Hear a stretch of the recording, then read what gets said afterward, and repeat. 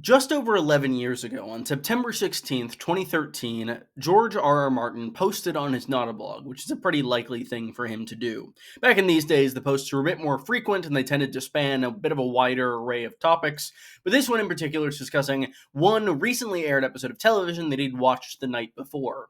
That episode was the third to last of Breaking Bad, Ozymandias, an episode that is hailed by many for being one of the best in television history overall. In that post, George R. Martin begins it by saying, quote, "Amazing series, amazing episode last night. Talk about a gut punch. Walter White is a bigger monster than anyone in Westeros. Parentheses, I need to do something about that. End parentheses, and end quote. This quote has stuck with me for a fair few years, not only because I like both the books that George Martin has written and Breaking Bad, but I think it's a very interesting statement given that George R. Martin is famous for creating some of the most evil characters in fiction, and I thought that this seemed to have some interesting implications about the future of his work as well. So today I'm going to examine this statement on its face and then go into what I think Martin means by it and what it might mean for one particular character's arc in The Winds of Winter. Before actually looking into, what I think Martin means by this, I'm going to choose to be as dumb and ignorant as possible and just look at this on its face. There is no one more evil than Walter White in Westeros. I want to kind of analyze the validity of that statement, and to do that, I need to examine both Walter White and Westeros. This is a very W-heavy video, isn't it? Regardless, Walter White obviously is a very evil character. I would say he's probably the most evil character in his show universe of choice, other than, the people who I'm actually not sure if I can say exactly what they are without getting demonetized, but Uncle Jack and his gang, I'm sure you know to what I'm referring. But Walt obviously hasn't done a number of not great things, most notably the manufacture and sale of drugs continually, and more notably, he is complicit in a number of other crimes, most notably murders. While some of these he does very directly and hands-on, others he tends to source out to other people in just ordering others to kill other people or allowing deaths to happen. Overall, Walter White is by no means a good guy, but let's look at what Westeros has to offer. Which characters in Westeros do you think are more evil than Walter White? Do you think there are any? Do you think Walt's the devil himself, as Jesse, I think, describes it in season 5? I'd love to hear your opinions in the comments below, and while you're down there, be sure to leave a like and subscribe. It's free and helps grow the channel a lot. Thank you! Ah! I thought about formatting this as let's look at the top 10 most evil people in Westeros video, and I realized, as I've already encountered with this video, it would get demonetized quite quickly, just given listing some of the things that people have done. I think if we're looking at evil people in Westeros, there are a fair few contenders here, and I think that there are three that at least jump to my mind in terms of being worse than Walter White in different ways. Those three are quite different from each other in a number of ways, but I all think that in some manner or another, they are more evil than Walter White, and they do exist in Westeros and had been written by the time Martin had written this post. So let's examine how this post is wrong and bad and not clickbait. I don't know, clickbait maybe on Martin's behalf, but yeah, no. I'll start with the individual I think is least similar to Walter White on this list, that being Ramsay Snow. Ramsay's a very interesting character. He's very different between the show and the book in terms of what exactly we see of him, in that we see Theon's torture in the show. We see this kind of psychological deconstruction of a person and kind of putting them back together in Ramsay's image built to serve him. While this psychological manipulation is something that Walt engages in, especially with Jesse, it is much different with Theon. Specifically because everything that Ramsay does seems to be for Ramsay's own amusement and pleasure. Walter White is an egomaniac and thinks a lot of himself, but he doesn't seem to get pleasure from doing terrible things like torturing people or psychologically manipulating Jesse. It's always a means to an end, whereas Ramsay is just kind of having a ball regardless. He's a straight up psychopath, whereas I'd argue Walt is probably more of a sociopath, but I do think both of those terms are psychologically questionable from what I've heard from friends of mine who have been psych majors. But regardless, I think that torture does carry on to Ramsay in the book as well. We don't see all of it, but overall the physical elements of Theon torture are a good deal worse in the books, as he has several fingers and toes removed in addition to his show castration. The castration in the book is just alluded to and hinted at, and I do think it's just not great that his teeth get smashed into, and I don't like to think about that, and I forgot to mention it in my Greyjoy video, and I see why. The other two that I'm going to talk about in terms of being worse than Walter White are the Mountain, Gregor Clegane, and Tywin Lannister. Both of these individuals are far worse than Heisenberg in a variety of ways. I think, in terms of comparing characters in Westeros to Walt and his kind of evil, I think Tywin is the most similar, at least of the three I'm listing here, insofar as both individuals are quite pragmatic and they are very ends justify the means type guys. Look at the justification of the Red Wedding. That was a horrible event that Tywin orchestrated, but he says it is more honorable to kill a dozen men at dinner than 1,000 in battle, which does have a sort of pragmatism to it. With that said, I do think there is much more of a cruel streak to Tywin, and there's also an issue of scale. Walter White gets a lot of people killed and has a lot of people killed, but Tywin tops that by a wide margin by way of the War of the Five Kings and putting down the Rain Tarbeck Rebellion. Additionally, things like the Taisha incident, I just cannot see Walt doing. He slips into evil at a number of points, but an important thing for Walt that Tywin just lacks entirely is the need to think about himself as a good person.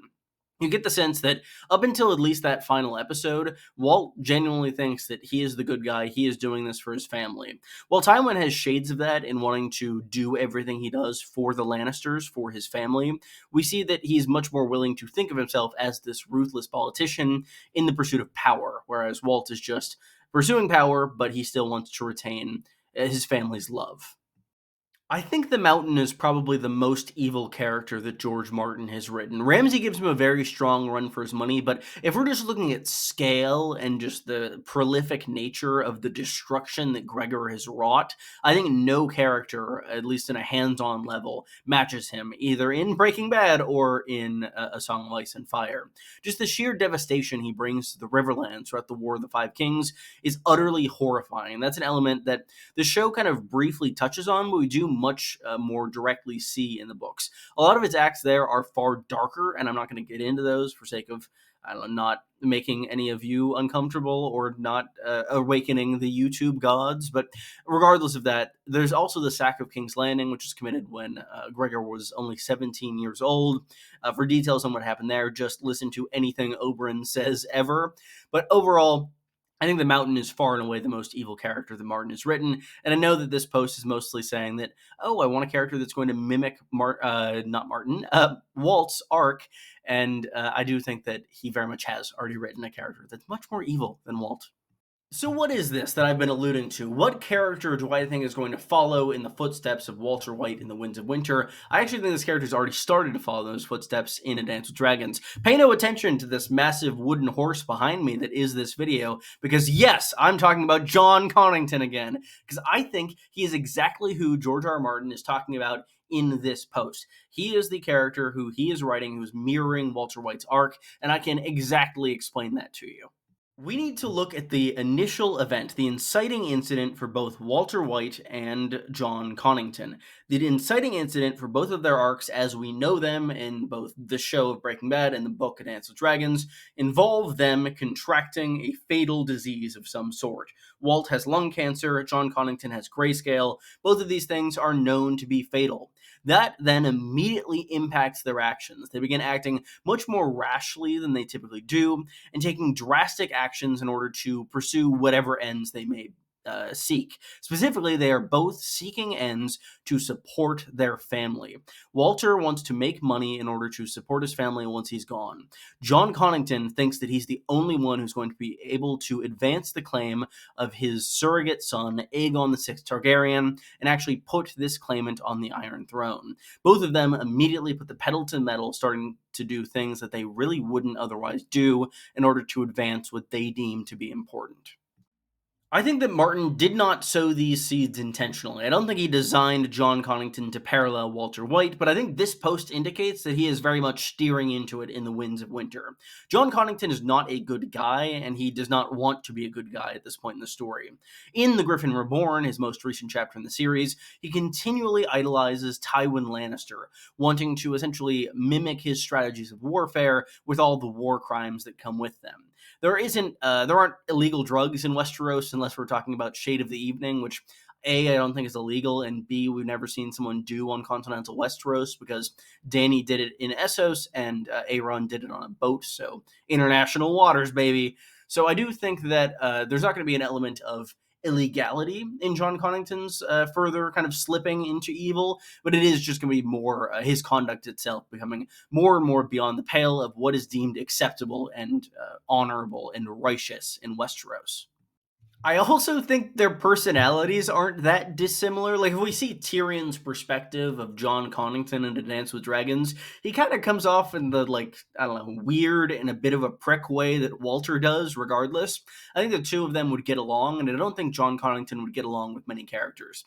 They both have very strong feelings about themselves and what they deserve and what's right for them. And additionally, they are both carrying great wounds from their past mentally. We see Walter haunted by the regrets of selling his shares in the company that he founded, and we see John Connington haunted by the regrets of the love that he never pursued and he thinks he didn't live up to the thought of. This post acts as confirmation to me. Confirmation as to the fact that John Connington is going to be a villain going into the Winds of Winter. And I, for one, am really excited for that because I don't think we get enough villainous viewpoints in A Song of Ice and Fire. We have Victarion, we have Jaime at the start of his arc, we have Cersei, but like in terms of just having being in the head of a Tywin type, we never really have had that before. So I think that seeing this invasion of Westeros through the eyes of John Connington, who's growing far more ruthless and perhaps breaking certain traditions like guest right or other things like kinslaying, like if he comes up against Red Ronnet. A number of these elements could be fascinating to see unfold, and I, for one, am very excited. If we ever get a proper adaptation of A Song of Ice and Fire, I hope Vince Gilligan consults on writing and directing John Connington. I don't know if you guys can hear that, but the bells just started ringing because it's 6 p.m. and I live near a church that rings the bells at 6 and 12. If you enjoyed this video, be sure to leave a like and subscribe. It really helps me grow the channel, and it's free. It really helps me out. What do you think of this this weird video and thought thing? Leave a comment down below. I'd love to hear your opinions. There'll be much more in the way of A Song of Ice and Fire in the near future, and I hope you enjoyed the video, and I hope you will stick around to see more. Thank you all, and I'll see you soon. Goodbye!